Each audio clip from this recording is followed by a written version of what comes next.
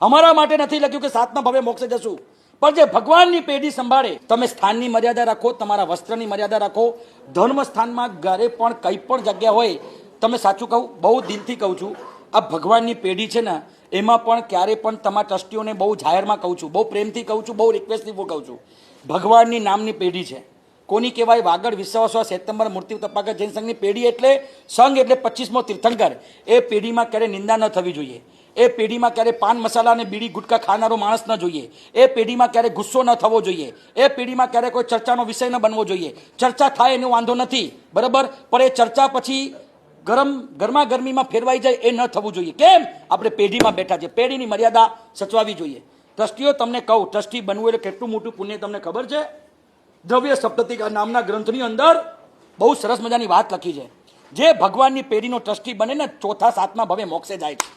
અમારા માટે નથી લખ્યું કે સાતમા ભવે મોક્ષે જશું, પણ જે ભગવાનની પેઢી સંભાળે, ટ્રસ્ટી ઇંગ્લિશ શબ્દ છે, ટ્રસ્ટી ઇંગ્લિશ શબ્દ છે.